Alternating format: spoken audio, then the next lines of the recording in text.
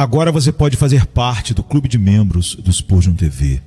Esses são e-books já disponibilizados para os membros do canal. Todos os dias, novos e-books são adicionados junto com outros benefícios que só os membros têm.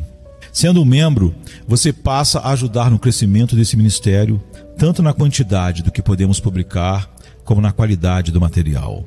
Nosso propósito é, juntos, atingirmos o maior número de pessoas com solo escritura. Seja um membro do Spurgeon TV.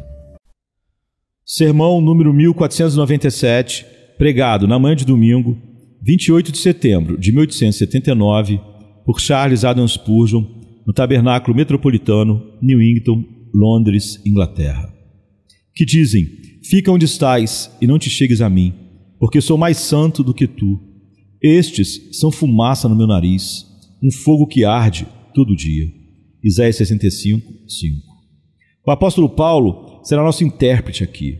Vocês lembram como, no 10º capítulo de sua epístola aos Romanos, ele cita este capítulo e diz: Isaías é muito ousado e diz: fui achado por aqueles que não me procuravam. Fui manifestado àqueles que não perguntavam por mim. Mas a Israel ele diz: o dia todo estendi as minhas mãos a um povo desobediente e rebelde. Isaías foi muito ousado ao falar o evangelho de forma tão clara quando um espírito legal prevalecia, e muito ousado ao desafiar a inimizade de sua própria nação, declarando que eles seriam rejeitados por seus pecados, enquanto os gentios distantes seriam trazidos pela graça soberana.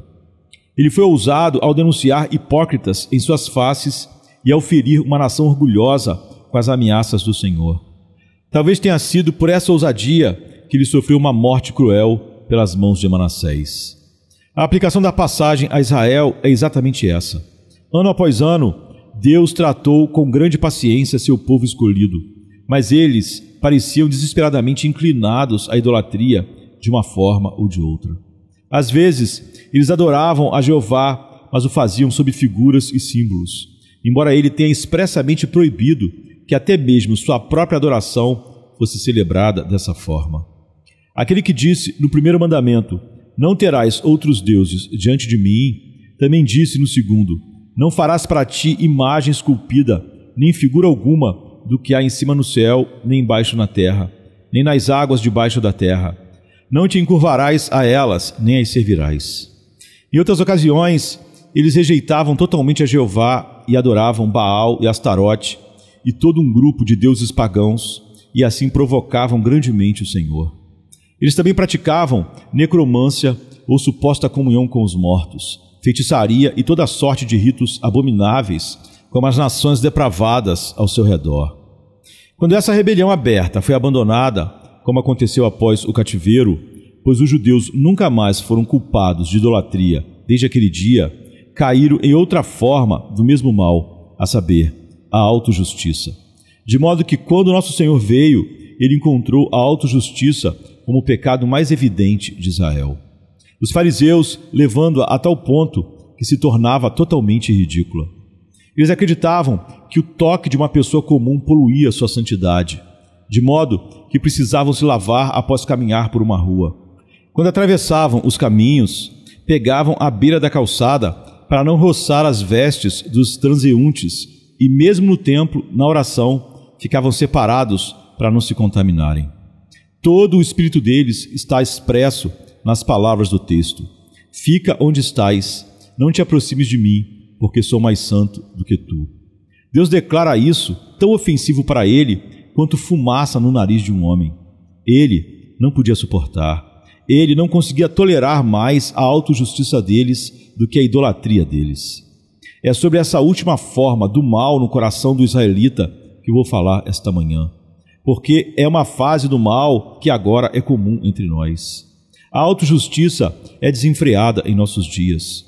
Há muitos que se aproximam dos átrios da casa do Senhor e se misturam com os seguidores de Cristo, que ainda dizem: fica onde estás, pois sou mais santo do que tu.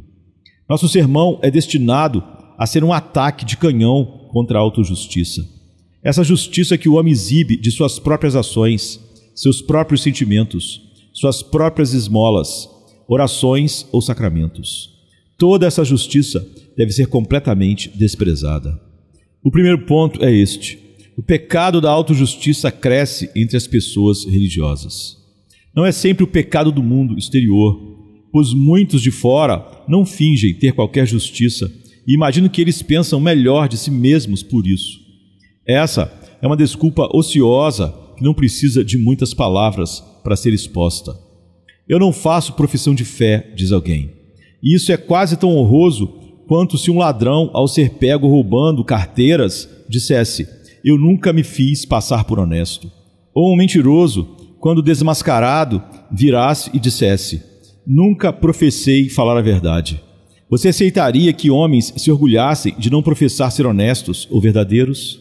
Ainda assim, certamente, eles não fazem pior do que alguém que se vangloria de não professar temer a Deus. Tal pessoa já avançou consideravelmente na iniquidade antes que pudesse ter a coragem de se orgulhar daquilo que deveria ser sua vergonha. Entre aqueles que professam ser religiosos, a autojustiça frequentemente entra porque eles não receberam verdadeiramente o Evangelho de Cristo.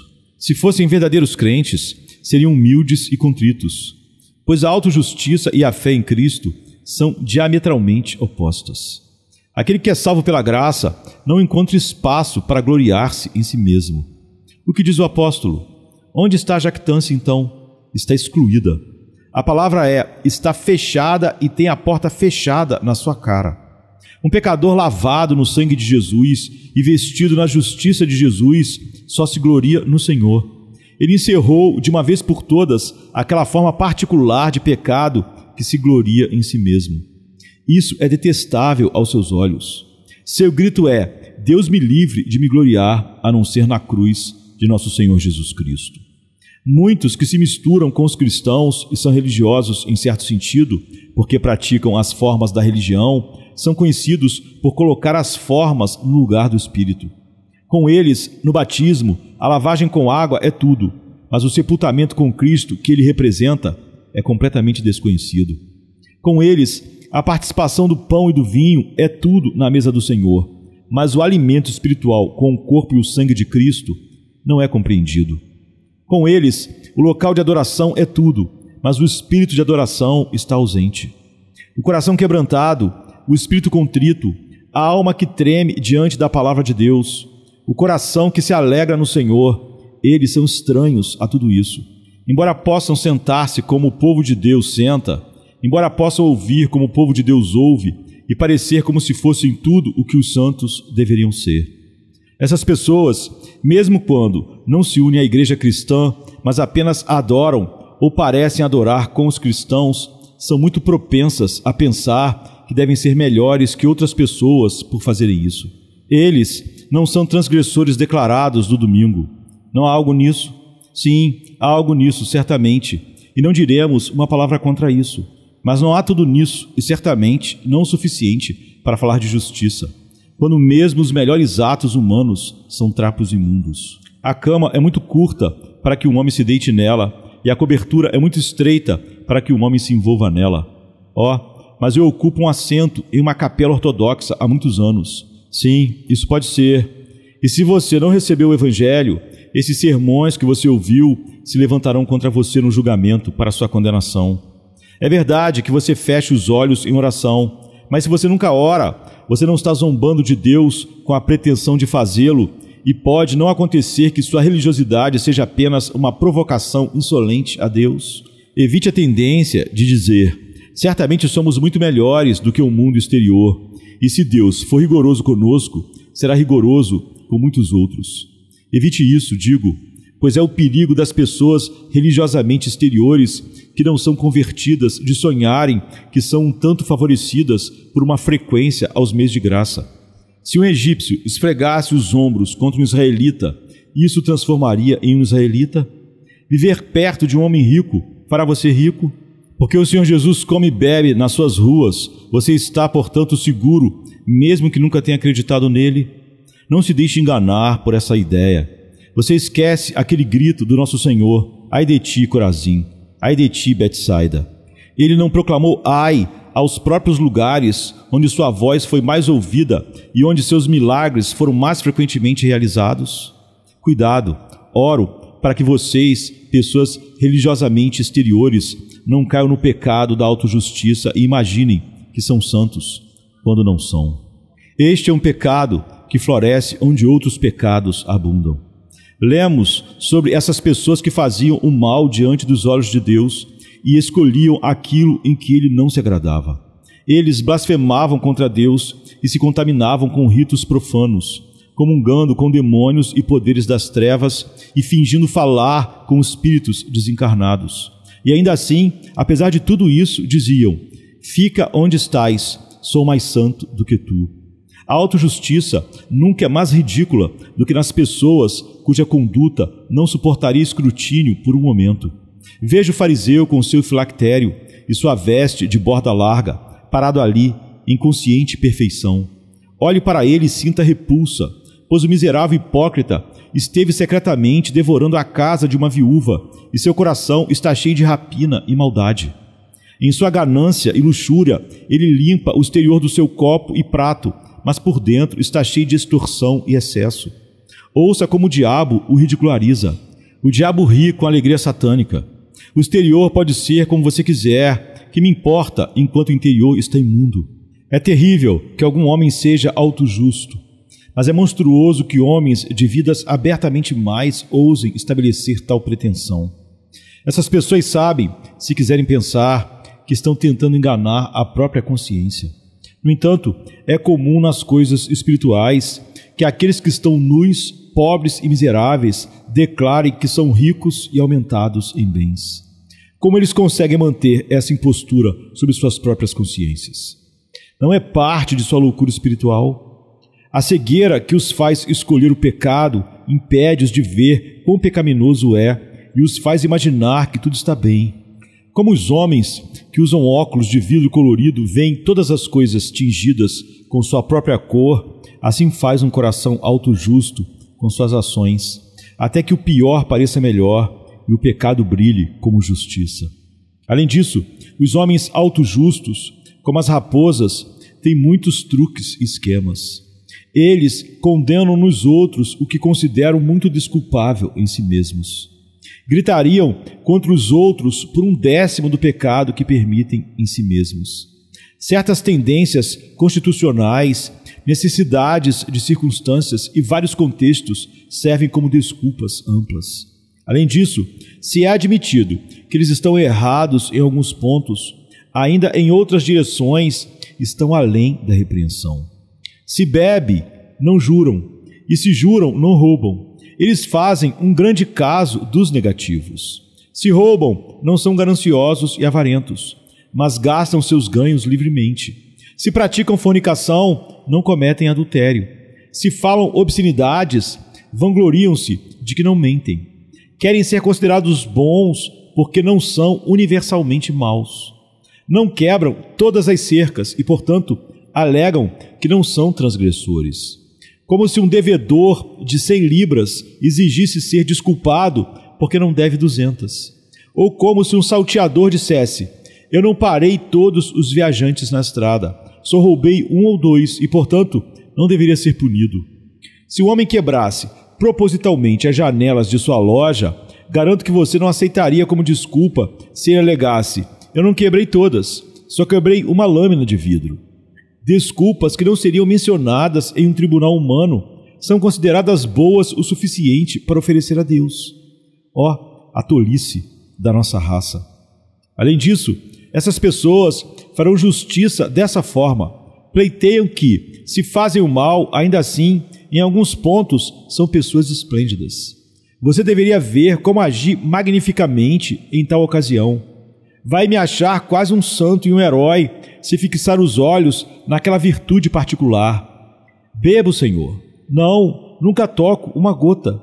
Fico feliz que você não toque, mas ainda assim, se vive mentindo ou no orgulho, sua abstinência é um pedaço curto de tecido para fazer uma vestimenta. O simples fato de não ser um bêbado é tão bom até certo ponto, mas vai muito pouco para a justiça de Deus. Uma coisa em que o homem não convertido pode se destacar é colocada para compensar suas deficiências em centenas de outras maneiras. Por bem ou por mal, o homem vai encontrar uma maneira de mostrar que não é tão ruim quanto parece ser. A inventividade da autoestima é extraordinária. Aqueles que vêm com a linguagem do arrependimento, mas sem o espírito dele, às vezes são os mais autojustos de todos, pois dizem: estou bem porque não sou autojusto. Fazem uma autojustiça da suposta ausência de autojustiça. Graças a Deus, dizem, não somos como os outros homens, nem mesmo como esses autojustos fariseus, hipócritas até o fim. Já ouvi falar do monge que disse que era um grande pecador. Ele disse que havia quebrado todos os 10 mandamentos, que era tão ruim quanto Judas e merecia ser enforcado como ele. E quando seu confessor começou a rever os mandamentos, ele disse sobre cada um deles: Santo Padre, eu não quebrei esse, eu guardei esse. Ele era o pecador no geral, mas no particular, nos detalhes, ele não era. Um pecador de nome, mas não na realidade. Pelo menos é o que dizia. E muitos dizem o mesmo. Ouça-os. Sim, Senhor, claro que sou pecador. Todos nós somos pecadores. Mas se você traz um único defeito à tona, imediatamente se ofendem. Quem é você para falar mal deles? Eles não fizeram nada de errado. São pessoas excelentes. E você terá que procurar muito para encontrar alguém melhor que eles. E por aí vai. Essa horrível autojustiça não se encontra apenas no homem que frequenta a sua igreja regularmente e faz orações diariamente. Ela se encontra no homem que não vai à sua igreja, nem faz suas orações. A prostituta tem sua autojustiça. O ladrão, o bêbado, o profano ainda tem suas autojustificações.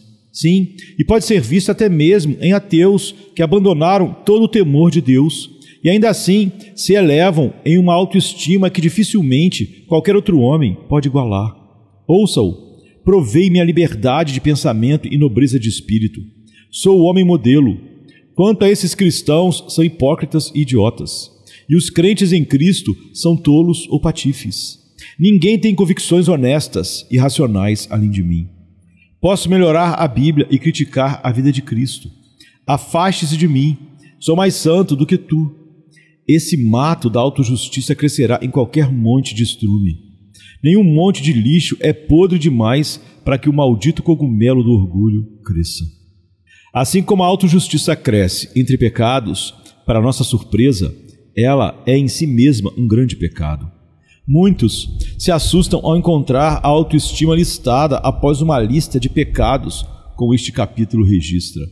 Para o judeu, comer carne de porco e caldo de todas as coisas abomináveis era uma grande poluição. Mas a autojustiça é classificada com isso, e é colocada com necromância e feitiçaria. Bêbados e juramentos são pecados em trapos, mas a autojustiça é pecado em um respeitável casaco preto. É um pecado aristocrático, e não gosta de ser classificado com a ralé comum. E mesmo que o chamemos de pecado, muitos ainda argumentarão que o é apenas em um sentido muito refinado. Mas Deus não pensa assim. Ele a classifica entre os piores pecados e o faz porque é um dos piores. Um homem ser autojusto é em si mesmo um pecado dos pecados, pois primeiro é blasfêmia. Talvez você não veja isso. Siga-me então. Deus é santo. Aqui vem esse impostor vil e se gaba, e eu também sou santo. Não é isso uma forma de blasfêmia ridícula e desprezível? É profanação em sua essência. Os querubins estão clamando: Santo, Santo, Santo, Senhor Deus dos exércitos. Céu e terra estão cheios da majestade de sua glória. E em meio a tudo isso, ouve-se esse pretenso gritinho choramingando: e eu também sou santo. Ó miserável egocêntrico, você mente e blasfema ao mesmo tempo. Os céus não são puros aos seus olhos. Ele repreendeu os seus anjos por falta de sabedoria, e você, que nasceu de mulher e está contaminado da cabeça aos pés, ousa falar sobre justiça? Justiça, de fato, quando você não passa de uma massa de pecado? Mais ainda, essa autojustiça é idolatria, pois o homem que se considera justo por suas próprias obras adora a si mesmo. Praticamente, o objeto de sua adoração é seu próprio delicioso e excelente eu. Toda a sua confiança está em si mesmo. Sua jactância está em si mesmo. E embora possa cantar salmos a Deus com sua voz, no fundo de seu coração está cantando hinos para si mesmo e dizendo: você fez bem, minha alma. Há algo grande e brilhante em você. Você merece muito do seu Criador. Certamente entrará no céu nos seus próprios termos. No seu pior, você nunca foi tão ruim quanto os seus semelhantes. No seu melhor, você é um ser nobre e uma recompensa brilhante é o seu devido. O que é isso, senão idolatria, na sua pior forma? Além disso, é uma profanação, porque dá a Deus uma mentira clara. O Senhor declara que nenhum homem é justo. Ele diz que olhou do céu e examinou os filhos dos homens e viu que não há ninguém que seja justo, nenhum sequer. A essa afirmação divina, a autojustiça dá uma contradição direta, pois reivindica ser ela própria santa. Deus declara que todos nós nos desviamos e nos tornamos inúteis. E Ele prova que acredita nisso, pois enviou Cristo para sangrar e morrer pelos pecadores. Como está escrito: todos nós, como ovelhas, nos desviamos. Cada um se desviou pelo seu próprio caminho, e o Senhor fez cair sobre ele a iniquidade de todos nós.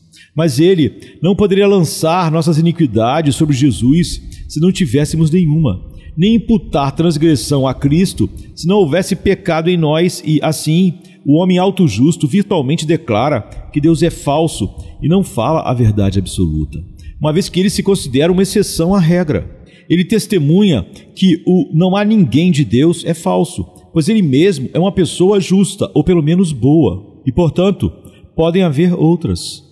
Embora Deus diga que pelas obras da lei nenhuma carne será justificada diante dele, ainda assim este homem diz: pelas obras da lei serei justificado. E assim ele profana a palavra do Altíssimo e questiona a verdade de Deus, que é como a menina dos olhos de Jeová. Ou então ele diz que precisa da obra de Cristo, mas soma a ela suas próprias obras. Está claro, além de qualquer dúvida, que a autojustiça é em si mesma um grande pecado desafiador de Deus. Que o Senhor nos livre dela e, pelo Espírito Santo, opere em nós uma fé humilde e modesta em Jesus Cristo, o Senhor. Em quarto lugar, observamos que a autojustiça é o fruto dos pensamentos do homem. Veja o segundo versículo do capítulo: estendi as minhas mãos todo dia a um povo rebelde, que anda por um caminho que não é bom, segundo os seus próprios pensamentos. Aqueles que têm pensamentos elevados sobre si mesmos não andam de acordo com os mandamentos de Deus, mas de acordo com suas próprias noções. Se algum homem se considera justo em algum grau em si mesmo, ou se acha bom, ele nunca derivou essa ideia da lei de Deus, da palavra de Deus. Leia os 10 mandamentos, entenda a sua espiritualidade e saiba que eles não se referem apenas a atos externos, mas a desejos, atrações, pensamentos, imaginações e vontade. E você verá que a lei nos condena a todos, sem exceção. Ela prova nossa culpa, revela nossa propensão ao mal, pronuncia uma maldição sobre nós e nos entrega à condenação. Ela não nos respeita como dignos de alguma coisa, mas nos encerra em um desespero sem esperança. Um homem que é autojusto, portanto, não derivou sua autoestima de uma verdadeira consideração da lei. Nem o judeu que estava no Sinai e viu a montanha fumegando e ouviu as palavras que soavam como barulho de tempestade e trombeta, ousaria ficar ali e dizer: eu sou justo. Mas, afastando-se, movendo-se cada vez mais para longe da montanha ardente, o melhor israelita implorava para que essas palavras não fossem mais faladas a ele, pois ele não podia suportar o terror daquela lei 3 vezes santa. Um fariseu está em uma elevação criada por sua própria fantasia, pois a lei o puxaria para baixo e nunca por um momento o elevaria. Suas ideias orgulhosas não vêm da lei e certamente não vêm do Evangelho, pois o Evangelho não conhece nenhum homem segundo a carne como justo, mas considera todos os homens como pecadores e vem até eles com perdão. Ele trata os homens como perdidos e vem para salvá-los. Se há um homem no mundo que é puro e perfeito por natureza, o Evangelho não tem nada a dizer a ele, pois não foi destinado a lidar com tal caso. Suas medicinas não são para aqueles sobre quem a doença do pecado nunca veio, pois os sãos não precisam de médico, mas sim os doentes. Nosso grande Senhor não veio para chamar os justos, mas os pecadores ao arrependimento. Jesus é o amigo dos pecadores. Cristo veio para lavar manchas, não para lisonjear os homens com a ideia de sua justiça ou bondade. Ele veio para curar os doentes, não para aplaudir os vigorosos. Para aqueles que são justos em si mesmos, não há uma única sílaba de promessa em todo o Evangelho. Por que deveria haver se eles não precisam disso? A autojustiça é um filho que nem a lei nem o Evangelho reconhecem. Ela nasce na casa da loucura e é nutrida pela fantasia humana. As pessoas autojustas não são muito inclinadas a buscar as Escrituras. Elas não as leem com um coração compreensivo para obter o significado. Preferem fazer a Bíblia dizer o que elas querem e torcem-na para apoiar seus próprios sonhos agradáveis. Como uma bateria de artilharia do mais forte calibre, tanto a lei quanto o Evangelho disparam contra a justiça do pecador e a afundam, como um casco crivado de balas, nas profundezas do mar. Mas um homem não pode chegar ao Evangelho por seus próprios pensamentos não assistidos? Pergunta alguém. Muitos tentaram, mas a própria ideia é absurda. Fatos sobre Deus e o homem devem ser aprendidos e não inventados. Suponha que um homem resolvesse pensar na ciência da botânica, mas nunca fosse ver as flores. Ele daria palestras botânicas estranhas, enganadoras e absurdas, pois nenhuma cogitação sobre o que uma flor deveria ser permitiria a um homem adivinhar o que as flores realmente são. Suponha que um homem que nunca olhasse para as estrelas, desprezasse o telescópio e dependesse de seus pensamentos para a sua astronomia. Ele não faria um trabalho estranho disso? Já ouvimos falar do alemão que cuidadosamente pensou em um camelo em sua própria consciência interna. E há muitas pessoas dessa ordem de ignorância erudita e tolice profunda. Esses não olham para o que o Evangelho é, mas têm suas próprias noções do que deveria ser. Eles não olham para o que a revelação declara, mas para o que os seus próprios preciosos pensamentos podem fabricar. Metade das pessoas no mundo faz sua própria teologia e é muito preguiçosa ou orgulhosa para ser guiada pela infalível Escritura. Como muitos vinicultores compõem seu próprio vinho, assim esses fabricam sua própria doutrina e, por esse meio, chegam a uma alta opinião de sua própria bondade. Como a aranha, fazem sua teia a partir de suas próprias entranhas. Eles são justos e de maneira alguma o tipo de pessoas que a palavra de Deus declara que são. Aquele cuja fundação é o seu próprio sonho está certo de ser enganado. Ouça, ó homem, e aprenda a sabedoria. Os pensamentos de Deus não são seus pensamentos, nem os seus caminhos os teus caminhos. E no dia em que ele vier lidar com a sua justiça imaginada, ele fará um trabalho rápido com ela, e você terá que clamar: todos nós murchamos com folhas, e todas as nossas justiças são como trapos imundos, e nossas iniquidades, como o vento, nos levaram para longe. Quanto mais cedo isso acontecer, melhor, pois se não acontecer, até que você entre no próximo mundo, será terrível então ser encontrado nu, onde nunca poderá ser vestido, ter suas riquezas imaginadas derretendo em uma pobreza da qual nunca poderá se recuperar, ser declarado falido onde pensava ser rico, e em um mundo onde nunca poderá recomeçar. Ai daqueles que fazem naufrágio eterno enquanto sonham que estão navegando direto para o porto desejado. Que Deus te salve de se propor a se fornecer com inspiração. Você não é um oráculo e nunca deveria sonhar em ser um. Pesquise as Escrituras para conhecer os fatos do seu caso. Então você se afastará da própria ideia da justiça do homem não regenerado. Sua glória se tornará sua vergonha. Suas vestes enfeitadas se transformarão em trapos inúteis. E você aceitará com humilde gratidão a justiça que vem de Deus pela fé. Isso nos leva à nossa quinta observação, que é esta: a autojustiça tem este vício, que ela sempre leva a desprezar os outros. Esse é o conteúdo do texto. Eles disseram: fica onde estás, não te aproximes de mim, pois sou mais santo que tu. Os autojustos pensam assim uns dos outros. Um pecador teme a poluição de outro. Um rebelde teme que possa ser tornado desleal por outro. Pense em um desgraçado condenado à morte por seu pecado e ainda assim com medo de que um criminoso companheiro possa manchar sua inocência. A que ponto de loucura o orgulho se eleva? Não se aproxime de mim, sou santo, clama o homem mergulhado no pecado. Ó, a absurda autojustiça! Esse orgulho é repugnante ao último grau. Esse orgulho é ainda mais repugnante quando o auto-enganado orgulhoso ordena ao homem penitente que se mantenha afastado. O publicano arrependido teve seus olhos abertos para o seu estado real e vai ao templo e ora: Deus, sê propício a mim, pecador. Ele não ousa olhar para cima. Ele está tão de coração quebrantado, mas o fariseu ali está, ousando agradecer a Deus por suas virtudes superiores. Veja como ele recolhe suas vestes com medo de que a franja da sua roupa toque o chão onde o publicano colocou o seu pé poluente. Ora, senhores, aquele publicano era uma das joias de Deus, e este abominável fariseu era um mero montouro, exalando um egocentrismo orgulhoso ofensivo. Ele não sabia disso, mas sua autojustiça fez com que desprezasse o próprio homem sobre quem Deus disse: para este homem olharei, e com ele habitarei, até mesmo para aquele que é pobre e de espírito contrito, e que treme diante da minha palavra. Ó, diz um dos meus ouvintes livres pensadores, mas autojustos, eu odeio tal hipocrisia. Confessar pecados é tudo bobagem. Não suporto ouvir tal conversa. Estamos bem cientes disso, bom Senhor, mas isso não nos preocupa.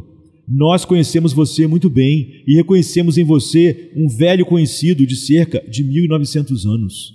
Os fariseus orgulhosos nunca podem suportar publicanos penitentes, nem seu Salvador também. Eles sempre dizem dos ministros do Senhor o que uma vez disseram dele: este homem recebe pecadores e come com eles. Eles criticam o grande advogado e seus clientes, o grande médico e seus pacientes, mas o reino do Redentor não espera por seu patrocínio e não teme sua oposição. Se você rejeitar o banquete da misericórdia e não vier a ele, há outros que virão, e sua recusa recairá sobre sua própria cabeça, o desprezo que agora reserva para os outros. Sim, e esse espírito autojusto ousa derramar seu veneno sobre os homens mais piedosos. Se você quer um perseguidor completo, encontre um homem autojusto. Digo-lhes que não há veneno no coração dos homens dissolutos e depravados contra o cristianismo que seja comparável ao veneno de cobras que jaz no coração do homem autojusto. Quem foi que caçou os santos em Jerusalém? Não foi algum filho de Belial que os insultava. Suspeito que muitos baderneiros de Jerusalém disseram: o que importa? Eles têm seus caminhos e eu tenho os meus. Deixe os homens em paz. Mas havia um homem em Jerusalém que, acima de muitos outros, achava que tinha guardado todos os mandamentos de Deus desde a juventude. Era totalmente irrepreensível e odiava os cristãos porque eles pregavam uma doutrina que atingia seu orgulho. Portanto, ele desprezava homens que eram 100 vezes melhores do que ele mesmo. Ele os arrastava para a sinagoga e os chicoteava para forçá-los a blasfemar. E quando fez tudo o que podia em seu próprio país para persegui-los, obteve cartas do sumo sacerdote para que pudesse ir a Damasco caçá-los, até mesmo em cidades estrangeiras. Ele realmente pensava que estava prestando um serviço a Deus quando exalava ameaças e sangue contra os próprios filhos de Deus. Sim, é assim e deve ser assim. Os que nascem segundo a carne perseguem os que nascem segundo o Espírito. Ismael, o filho de Agar, a escrava que vem do Sinai, na Arábia, odeia o Isaque, que nasce da mulher livre, segundo a promessa. Há uma inimizade mortal entre esses dois, e essa é uma parte do pecado da autojustiça, que se opõe tão amargamente a Cristo e ao seu povo, e é o mais terrível oponente que o Evangelho tem entre os homens. Vemos o espírito autojusto, às vezes, manifestar-se nos jornais quando tocam em assuntos religiosos.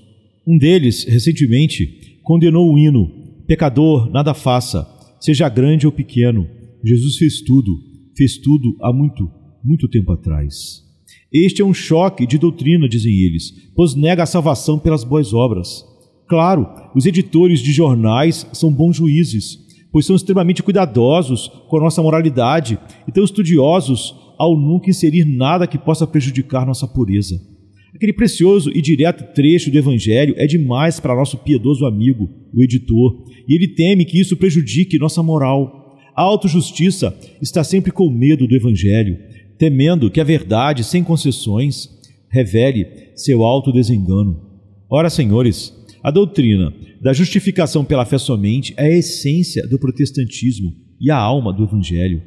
Que Jesus Cristo veio ao mundo para salvar pecadores e que a salvação não é pelas obras de justiça que fizemos, mas pela soberana graça de Deus, que perdoa transgressões, iniquidades e pecados, é a grande verdade pela qual os reformadores protestaram e os mártires morreram. Que aqueles que a negam cuidem de si mesmos. Mas devo prosseguir e observar que a autojustiça é a coisa mais abominável aos olhos de Deus. Com o que ele a compara? Ele diz: é uma fumaça no meu nariz, um fogo que arde o dia todo. No fundo do jardim, juntamos as folhas mortas e todo o lixo do jardim, e o monte é aceso e continua queimando e fumegando o dia todo. E se você for e ficar contra o vento, seus olhos arderão, seu nariz ficará irritado, e você sentirá que não pode suportar. Ao ver o lixo queimando, fumegando o dia todo, isso lhe dirá o que o Senhor pensa da justiça do homem. Esta é a sua opinião daqueles que dizem: fique onde está, sou mais santo do que você. Sua tão alardeada justiça é um monte de lixo em chamas, emitindo uma espessa fumaça, mais ofensiva para ele do que qualquer outra coisa. Não nos surpreende que ele despreze e abomine a autojustiça orgulhosa, pois Deus é um Deus de verdade, e a verdade não pode suportar uma mentira, e a autojustiça é uma massa de mentiras. Aquele que é de natureza perfeita não pode suportar uma mera pretensão. Isso é assim entre os homens em assuntos comuns. Você apresenta um homem de verdadeira erudição a uma pessoa que comprou para si um diploma falso e que se gaba de ser um estudioso clássico.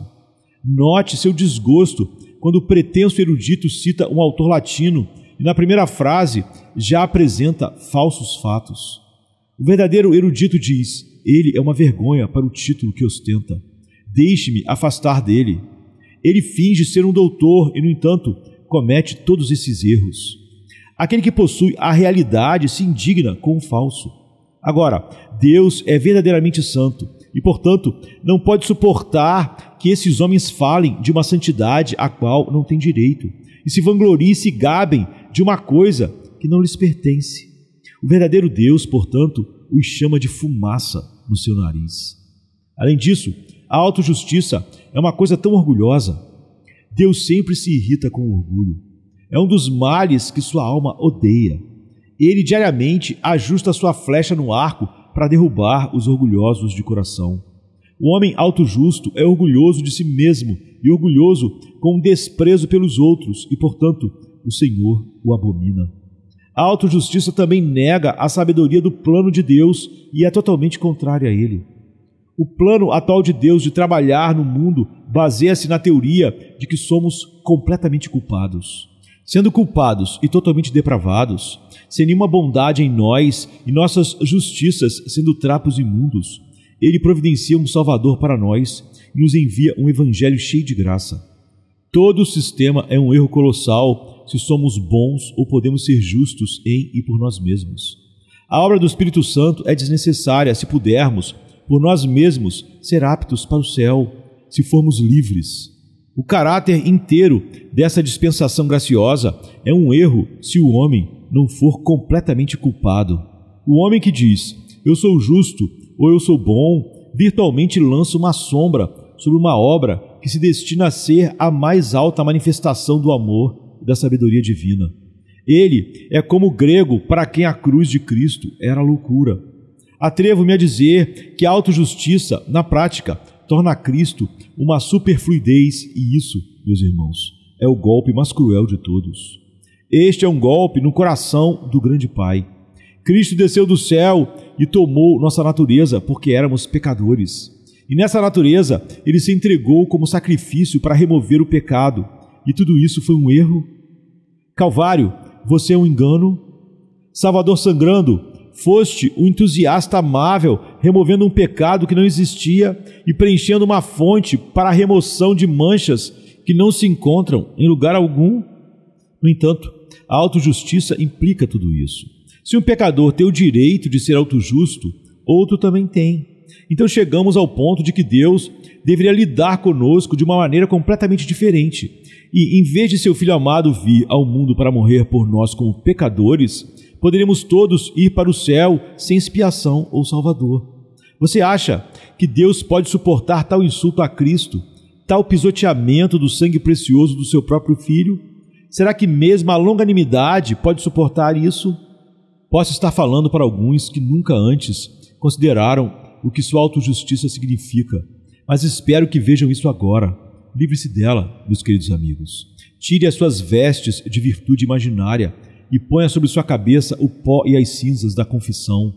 Volte para casa e rasgue suas roupas de festa em pedaços e vista a veste da justiça celestial. Caso contrário, você será, enquanto viver, nada mais do que aquele monte fumegante de ervas daninhas no fundo do jardim. E enquanto você pensa que é uma luz brilhante e cintilante, os pensamentos de Deus serão o oposto, pois Ele contará você com uma mera fumaça no seu nariz, um fogo que arde o dia todo. O último ponto, e um dos mais práticos, é este. A autojustiça barra mais eficazmente o homem de toda esperança da salvação. Não podemos ser salvos a menos que nos tornemos verdadeiramente santos. Mas, meus irmãos, nenhum homem jamais se torna verdadeiramente santo enquanto estiver satisfeito com uma santidade falsa. Se ele diz, eu sou santo, ele nunca será santo. O estudante que entra no colégio como um homem sábio, provavelmente permanecerá um tolo. Você nunca poderá alcançar a sabedoria até confessar sua tolice. O homem que diz, sou rico, mas está sob uma ilusão que o faz chamar cobre de ouro, nunca será rico. É uma necessidade primordial que ele seja capaz de estimar sua verdadeira condição. Assim, a autojustiça fecha a porta da verdadeira justiça de maneira mais eficaz. Ela também impede o coração de se arrepender. Como você pode se arrepender se nunca pecou, ou se pelo menos não pecou com gravidade? Como pode lamentar seu fracasso total em obedecer, enquanto concebe que cumpriu a lei?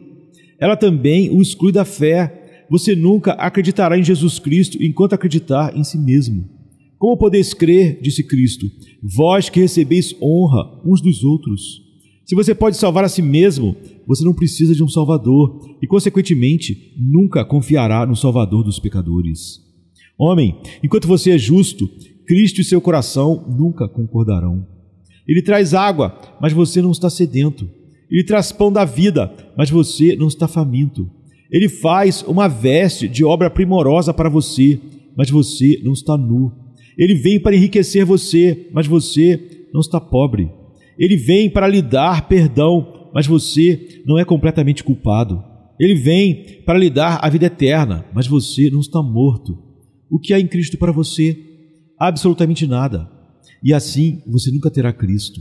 Todas as palavras de Deus, mesmo as descritas neste capítulo, quando ele estende suas mãos o dia todo, nunca farão uma pessoa autojusta vir a ele. O pródigo não disse, levantar-me-ei e irei ter com meu pai, enquanto podia encher a barriga com as bolotas que os porcos comiam. A pobreza da alma e a destituição trazem um homem a Deus, mas Deus pode chamar o quanto quiser. O homem nunca virá enquanto puder ser independente de seu Pai Celestial. Assim, a autojustiça é a ruína de todos os que a abrigam. Deixe-me avisar você que ouviu o Evangelho continuamente, que se você é autojusto, os privilégios que você desfruta serão todos neutralizados e deixarão de ser privilégios.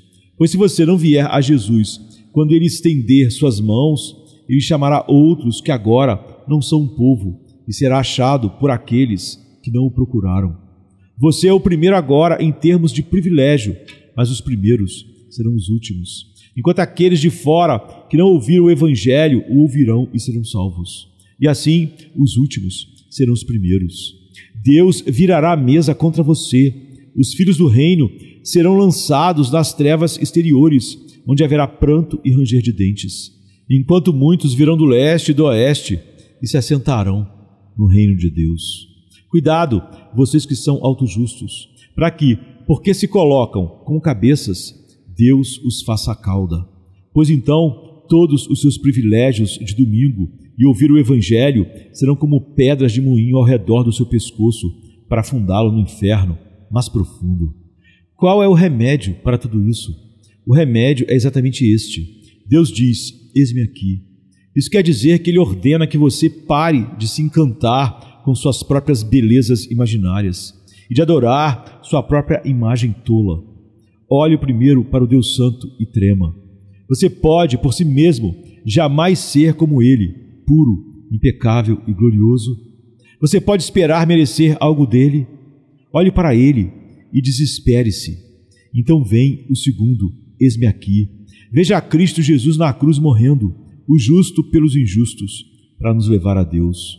Ao vê-lo morrer, sua autojustiça morrerá. Você dirá: ele nunca teria sofrido assim por mim, a menos que eu tivesse pecado para me arrepender. Deus nunca o teria afligido por mim, a menos que eu fosse terrivelmente culpado. Eu nunca teria precisado de um Salvador tão grande se não tivesse sido um grande transgressor. Nas alturas e profundezas do amor que morre, leio as alturas e profundezas do meu maldito pecado. Na infinidade da expiação, leio a vastidão da minha culpa e fico humilde diante de Deus. Ao mesmo tempo, naquela justiça divina perfeita que removeu o pecado, vejo a esperança de um pecador, e como pecador eu olho para Cristo, para tudo. Se você fizer isso, estará bem. Deus o abençoará. Que todos aqui sejam capazes de fazer isso imediatamente. E a Deus seja a glória para todo sempre. Amém. Sexta-feira chega trazendo a noite seu manto. Jesus em súplicas, enquanto Pedro sucumbe ao encanto do sono. Judas, com seu beijo, selou o destino. Traição que esboça o pranto. No silêncio da noite, a esperança parece se esconder, mas o eco do domingo aos poucos começa a nascer.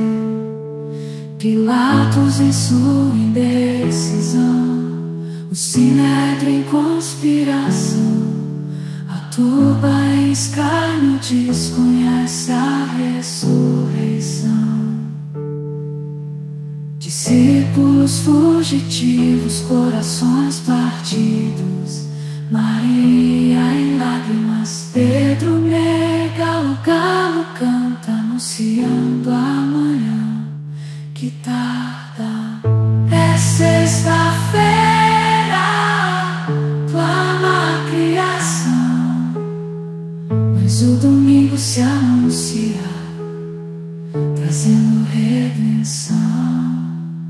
Nosso Salvador, sob o peso da cruz, caminha entre a multidão que zomba, sua santidade diminui. A coroa de espinhos, o sangue que escolhe marcas de amor infinito. É a sexta-feira, mas a esperança do domingo não está tão distante. Elevado na cruz, entre criminosos a dor se faz presente. O véu se rasga, a terra treme, o céu escurece, um silêncio envolvente. A pedra colocada, os guardas se postam, a vigília começa, mas a promessa do domingo no coração ainda aquece.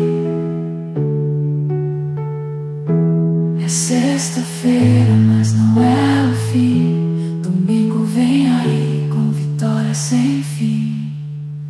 A escuridão parece reinar, a morte sorri, certa de sua vitória. É sexta-feira, mas a história ainda não contou sua glória. O pecado julga ter vencido, a esperança parece falhar, mas a luz do domingo já começa a brilhar. O túmulo agora vazio, a pedra removida, Jesus ressuscitou, trazendo vida. Manhã de domingo,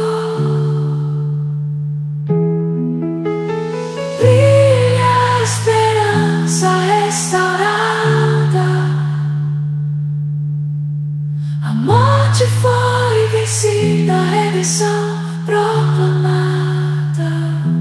É sexta-feira, mas a alegria vem com o amanhecer. Domingo já chegou, ensinando-nos a renascer. Nosso Salvador, sob o peso da cruz, caminha entre a multidão que zomba, sua santidade diminui. A coroa de espinhos, o sangue que escorre, marcas de amor infinito.